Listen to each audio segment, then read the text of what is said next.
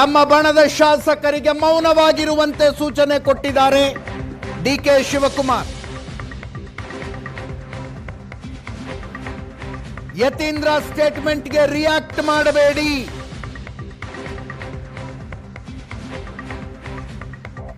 ನಾಯಕತ್ವ ಬದಲಾವಣೆಯ ಬಗ್ಗೆ ಯಾವುದೇ ಹೇಳಿಕೆ ಕೊಡಬೇಡಿ. ಯತೀಂದ್ರ ಸ್ಟೇಟ್ಮೆಂಟ್ ಒಂದೇ ಅಲ್ಲ, ಯಾರು ಏನೇ ಹೇಳಿದ್ರು ಪ್ರತಿಕ್ರಿಯೆ ಕೊಡೋದು ಬೇಡ ಅಂದಿದ್ದಾರೆ.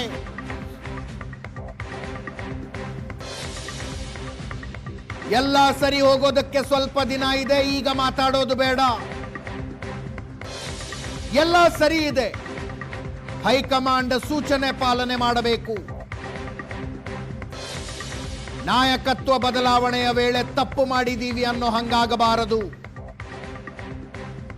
ಸೂಚನೆ ಮೀರಿ ಮಾತಾಡಿದ್ದಾರೆ ಅನ್ನುವಂತೆ ಆರೋಪ ಬರಬಾರದು.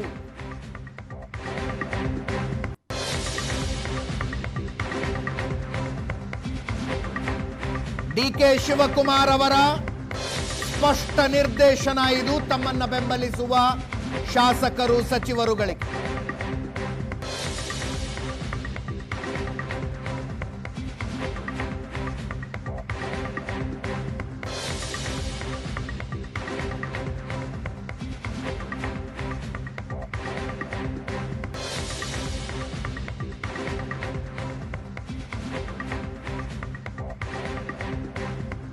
ನನ್ನ ಹೇಳಿಕೆ ಕೊಡುವ ಸಂದರ್ಭದಲ್ಲಿ ಒಂದು ಮಾತಂದಿದ್ರು ಅವರು, ಹೈಕಮಾಂಡ್ ಯಾವತ್ತು ಬರುವುದಕ್ಕೆ ಹೇಳಿದೆ ಅನ್ನುವ ದಿನಾಂಕವನ್ನ ನಾನು ಬಹಿರಂಗಪಡಿಸೋದಿಲ್ಲ ಅಂದಿದ್ರು ಡಿಕೆ ಶಿವಕುಮಾರ್ ಅವರು. ಒಂದು ಮಾಹಿತಿಯ ಪ್ರಕಾರ ಜನವರಿ 10ರ ನಂತರ ಹೈಕಮಾಂಡ್ ಇವರುಗಳನ್ನ ಕರೆಸಿಕೊಂಡು ಮಾತನಾಡುವ ಸಾಧ್ಯತೆ ಇದೆ.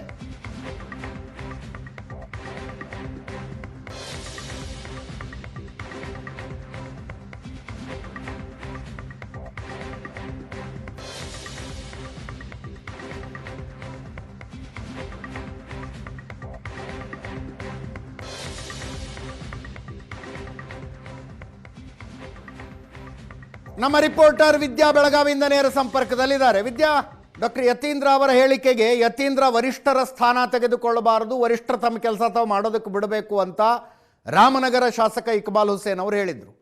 ಸೊ ದಟ್ ವಾಸ್ ಅ ನೀ ಜರ್ಕ್ ರಿಯಾಕ್ಷನ್.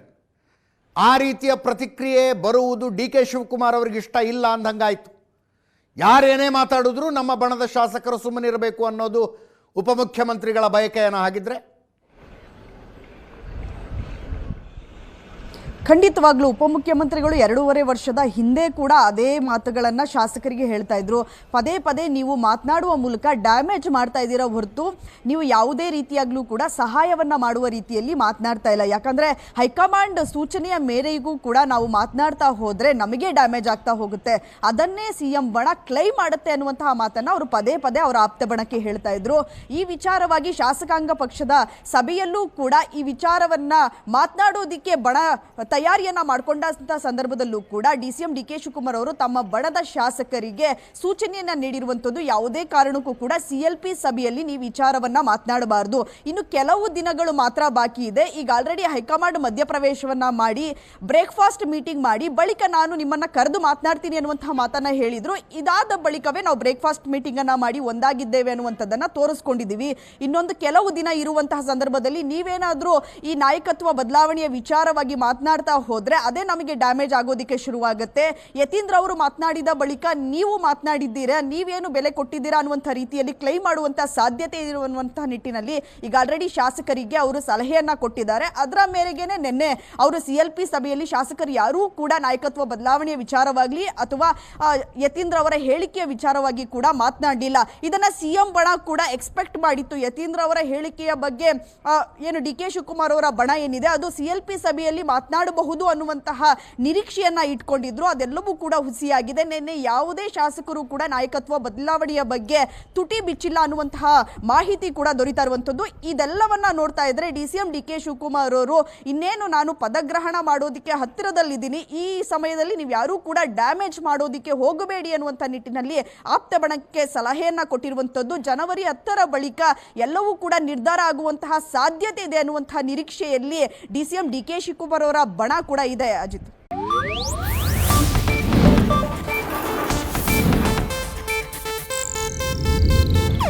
ಇದು ಏಷ್ಯಾನೆಟ್ ನ್ಯೂಸ್ ನೆಟ್ವರ್ಕ್ ಪ್ರಸ್ತುತಿ.